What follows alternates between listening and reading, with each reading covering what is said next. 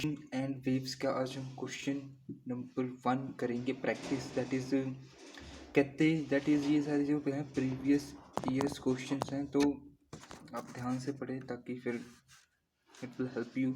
सो कहते first right the differential equation of a simple harmonic oscillator and solve it to obtain expression for displacement of oscillator। तो सबसे पहले हमें मतलब कि डिफरेंशियल इक्वेशन जो है वो लिखनी है, ठीक है, सिंपल हार्मोनिक ऑसिलेटर की।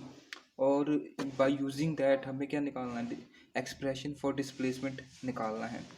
सो चलिए देखते हैं कैसे करते हैं। सो फर्स्ट हमने लिखा the differential equation of a simple harmonic oscillator क्या होता है, दैट इज टी का स्केयर एक्स बाई टी का square minus omega square X is equal to 0।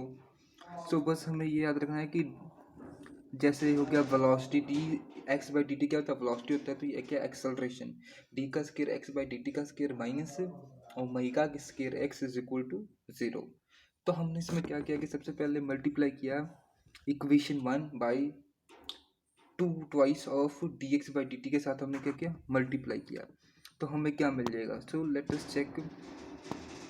So we get what two d x by D t into d का square x by D T का square minus two d x by D t into omega का square x minus 0, मतलब कि equal to 0। सो अब हम क्या करेंगे, integrate कर देंगे, ठीक है, ऑन इंटीग्रेटिंग, ठीक है, ऑन इंटीग्रेटिंग हमें क्या मिलेगा, that is two d x by D t into d का square x by D T का स्केयर। तो अगर हम ये देखें कि अगर इसको हम क्या करते हैं, डिफ्रेंशिएट करते हैं, ठीक है, दैट इज कि अगर हम डी मतलब कि ये जो इक्वेशन है, अगर हम D x by D T मतलब कि D x by D T को अगर डिफ्रेंशिएट करते हैं तो क्या बनेगा, पहले तो बन जाएगा ट्वाइस ऑफ, ठीक है, d x by D t into d का square x by D T का स्केयर, ठीक है, ये बन जाएगा। तो यही तो इक्वेशन यहाँ पे आई हुई है। सो फ्रॉम दैट फैक्ट हम क्या इसको लिख सकते हैं, दैट इज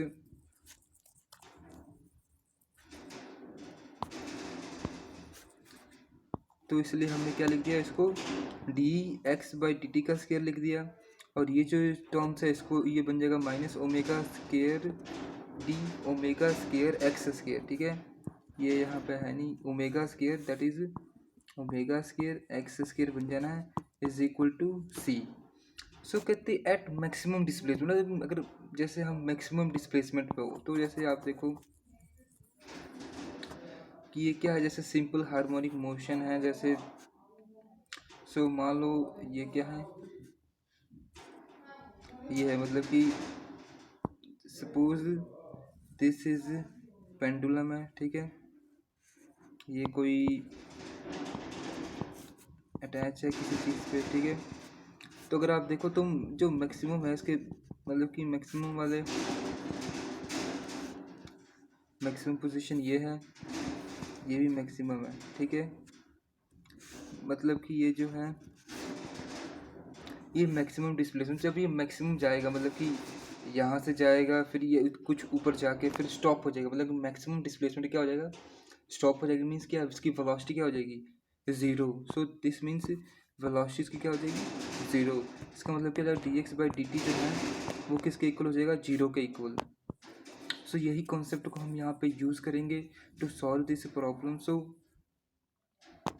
तो हमने क्या किया, एट मैक्सिमम डिस्प्लेसमेंट ए, मतलब कि हमने उसका नाम ले दिया कि मैक्सिमम डिस्प्लेसमेंट क्या है, ए है, और एम्पलीट्यूड या फिर उसे एम्पलीट्यूड कहते हैं, velocity that is d x by D T क्या हो जाएगा, 0 के इक्वल हो जाएगा। पुटिंग दिस इन इक्वेशन 2 हमें हमें क्या मिल जाएगा, what we get, that is we get d x by D T का square plus omega square a का स्केयर इक्वल टू सी, और 0 plus omega square a square equal to c, c equal to omega square a का square. तो अब हमने क्या किया, ये पुट कर दिया, put this value in equation 2, equation 2 में ये वैल्यू पुट कर दी, that is d x by D T का square plus omega square x का square that is equal to omega square a का स्केयर। सो डी एक्स का square d x by D T का square equal to omega square a का square minus x का square.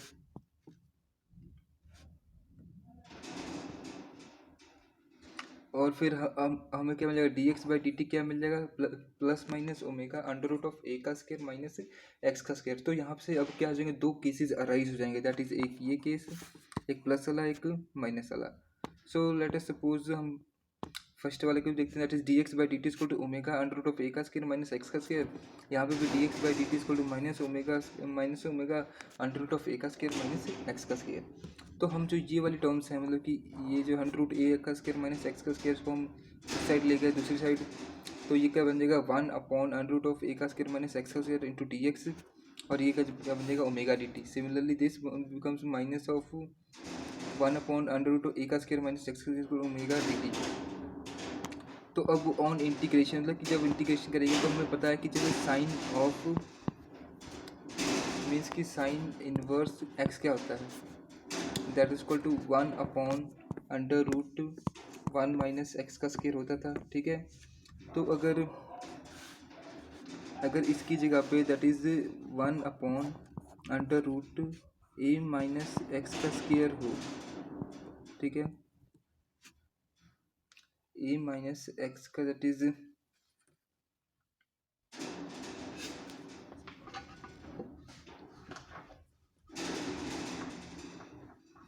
अगर A minus x का that is means कि A का square minus x का स्केयर हो, तो ये किसके इक्वल हो जाएगा, साइन इनवर्स एक्स अपॉन ए, ठीक है। क्योंकि दैट इज इंटीग्रेशन में क्या होता है कि हम जो कांस्टेंट होता है उससे क्या करते हैं, डिवाइड करते हैं, ओके, और डिफरेंशिएशन में क्या होता है, मल्टीप्लाई करते हैं। सो ये हमें मिल जाएगा, that is on integration sine inverse X upon A is equal to that is omega, sine inverse X upon equal to omega T plus Y. यहाँ पे क्या हो जाएगा, माइनस आई था, माइनस में किस होता है, मतलब कॉज में हो जाता है, cos inverse X upon A equal to cos मतलब कि omega T plus Y, that is equal to X upon A equal to sine omega T plus Y, and X upon A equal to cos omega T plus Y, that is equal to X upon